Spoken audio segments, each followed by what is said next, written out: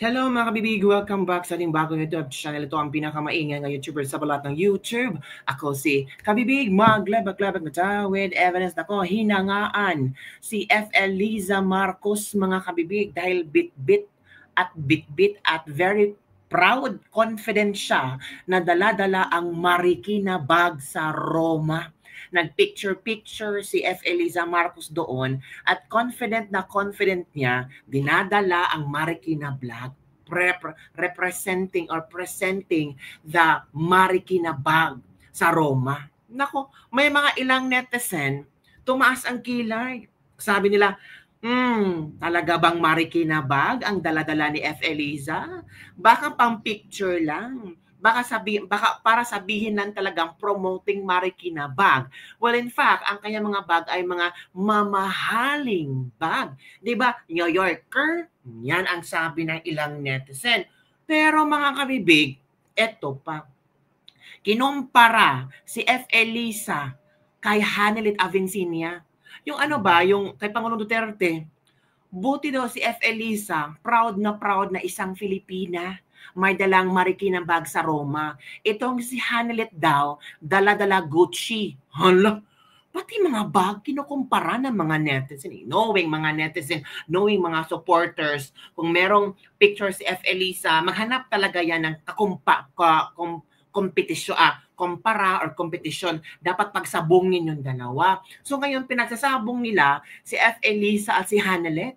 Consider daw ang mas simple. Nako, heto ang pictures mga kabibig ha. I-share ko sa inyo. Kasi na-shock lang ako bang, bakit ano nangyari? Okay lang naman na si F. Eliza ay may ganito. Ito daw si F. Eliza ngayon. Yan. F. Eliza. May daladalang Marikina bag. Ito si BBM So after nagpalibing sila kay Pope Francis, naglakwatsa. Nag-relax. Ay naku kabibig. Nag-relax sila. Ang Pilipinas, gulong-gulo dahil sa 20 pesos ng bigas. Gulong-gulo dahil sa election. Bigyan na natin ng chance. 'Di ba? Pumunta ang mag-asawa sa Roma para sa libing ni Pope Francis at bigyan natin sila ng chance na window shopping. Mag-shopping. Don't tell me si F. Eliza Marcos hindi magsha-shopping doon. Uy! Talaga ba? Ito pa. Kinumpara ni Hanelit Avincenia. Wow! Grabe naman kayo magkumpara kay Miss Hanelit Avincenia, 'di ba? Sabi ng iba, my class din. Of course, my class si Hanelit Avincenia. And take note, si Hanelit Avincenia, maraming businesses. Wala tayong pakialam kung anong dali niyang bag. Gucci or kung ano-ano. Hindi naman pumunta si Hanelit doon sa ICC para mag-promote ng bag. Hindi naman pumunta si Hanelit doon para magpa-picture-picture lang at iharap ang mga bag. Hindi yung purpose na pumunta si Ms. Hanelit doon para bisitahin si Pangulong Rodrigo Roa Duterte. Hindi siya pumunta doon para maglamierda. Hindi pumunta si Hanelit doon para mag-relax. 'Di ba mga kabibig? Ito kasi ang from BBM supporters in Eastern Samar daw. Just in, F. Eliza Marcos strolling through the streets of Rome with her trusty Marikina bag, proudly carrying a piece of home wherever I go. Sabi ni Liza Marcos. Yan ang sabi ni Liza Marcos, proud na proud si Liza Marcos na dinadala niya ang Marikina bag. Kasi ramdam niya, pagdala niya ang Marikina bag, dala-dala niya ang Pilipinas. Wow, galing! Tapos, may caption din, Hanelit, binisita ko si tatay ninyo. Nagdahom nga basin makagawa siya, bit pa nako akong Gucci bag nga puno ra og Coke Zero og iyang maintenance na grabe naman.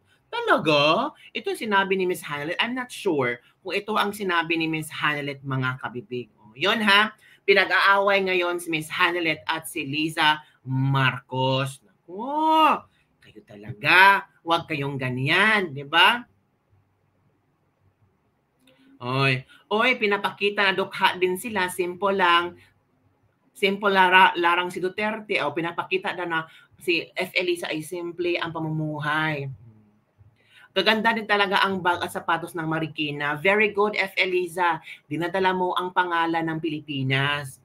Sabi ng isang basher, umuwi na kayo, pera ng bayan ang ginastos nyo para pumunta dyan. Tama. Kung ikukumpara nyo si F. Elisa at saka si Miss Hanelet, si F. Elisa at si Pangulong Bongbong Marcos pumunta sa Roma gamit ang pera ng bayan. Si Miss Hanelet pumunta sa Hague, sa ICC, sa the Netherlands, gamit ang kanilang sariling pera. So wala tayong karapatan na kung anong dalhin ni Miss Hanelet, kung Gucci bag, Louis Vuitton ang bag dalhin niya, wala tayong karapatan na ikumpara siya ni F. Elisa Marcos. Kasi ang layo. Itong isa, gamit ang pera ng bayan. Itong isa, gamit ang sarili nilang pera. Kung dala-dala niya ang Gucci, may imbierna kayo. 'Di ba? Nagkaguluhan na ang Pilipinas, Lisa Marcos, namasyal pa kayo dyan, umuwi na kayo, or wag na lang kayong umuwi, sabi ni Ashley. Si Ashley nag-comment talaga. So yun, kabibig, parang kinukumpara na ngayon si F. Elisa at saka si Miss Hanelet Avincenia. Well, kayo nang bahalang magkumpara sa dalawa, basta si F. Elisa, proud na proud sa kanyang Marikina bag. Sabi ng isang desen, talaga ba? Talaga, F. Elisa, Marikina bag lang talaga ang dala mo. Uy, nako mga kabibig. Para yatang, nako, ewan na. So, kabibig, balitang balita tungkol kay tawag dito, kay VP Sara na binanatan niya si Abante. Oo mga kabibig, grabe ang pagbanat ni VP Sara kay Abante. Diba? Iniisa-isa na nga ba ni VP Sara ang mga kongresista na noon ay kanyang inaapi siya. Talagang alam natin na grabe yung pang-aapi nila kay VP Sara. So ito kabibig, panoorin natin ang sabi nila ang paghiganti ni VP Sara. Panoorin natin ang video ha. Para yatang napikon ang anak ni Abante o para napikon ang nag-post sa kanyang social media. Pero VP Sara walang pakialam.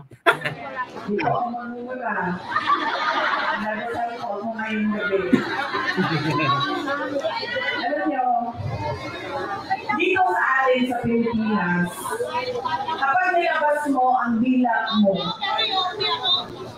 sa ibang kultura, magpapakita ng malakas ka, matapang ka. Pero dito sa atin,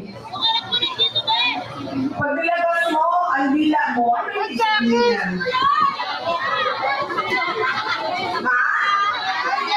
Ay, ako, mga bata, anong tawag niya? Walang respeto. Anong tawag niya sa inyo, Bella? Bella. Diba? Bakit? Ang mga bata ay gumagawa niya niyo. Bakit ginagawa niya ng bata? Di ba yung pang-aasar? Ano pa? Parang sinasabi ng bata, dahil sa'yo, nasa akin lahat, ikaw wala.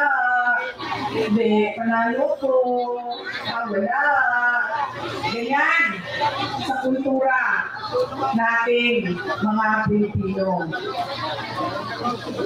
Nasaan na ang aking props? Kagabi may apple ako, ngayong gabi. Nasa na? No. Nabas mo ang props ko.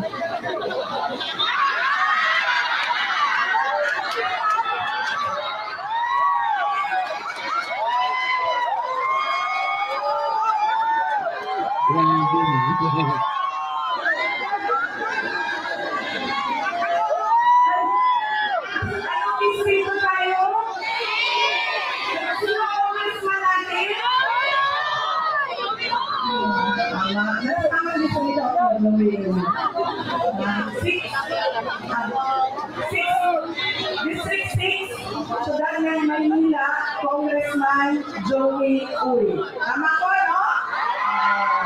Ano sinasabi niya sa inyo? Naisahan ko kayo. Ako meron, kayo wala. Ay, ano ba ang district ko? Grabe tinibisa. Anong tawag sa ganitong tao? Mana?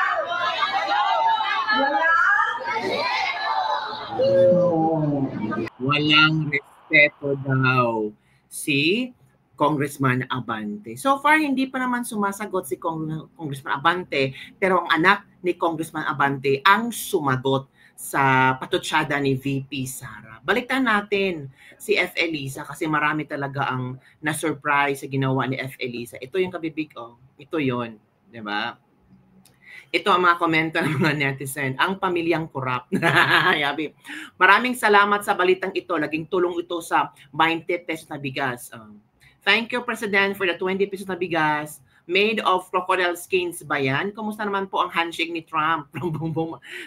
Ingat po sa mga snatcher, madam. Madami po sa tabi-tabi. Grabe. Madami daw sa tabi-tabi ang snatcher. Sino bang snatcher dyan? Ay talaga ha. Ito pa. Nag-improve na ang pag-edit. Nobody is taking fashion advice from her. Stop trying to make her here happen. Ang sarap iwaldas ang pera ng bayan. Sabi ng Supreme Court, palitan ng President very soon. Kasi ang daming nilabag. Ayan talaga, pinunta na mag-asawa dyan, mag-aliw-aliw. Ginamit pang dahilan yung borol ng Santo Papa. Oh. Bakit kaya pag mag-post ng photo si Lisa, ang kinis niya ng mukha niya, pero yung galing sa ibang source, dry at walang kakinis-kinis? Uy, gabi naman kayo. It's very New York talaga ang photo ni Lisa Marcos. Oh, yun kabibig.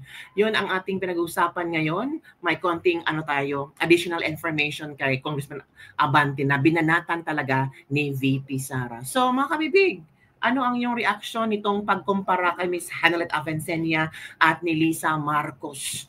Mas simple daw si Lisa Marcos kumpara kay Miss Hanelet. Si Miss Hanelet daw gastadora. Uy, grabe naman yung komento ng mga tao, no? Ay, huwag kayong ganyan ha. Hindi nyo alam ang mga buhay nila. Ay, yun lang kami big. Don't forget to like, subscribe, and share this video. Bye everyone. See you next time.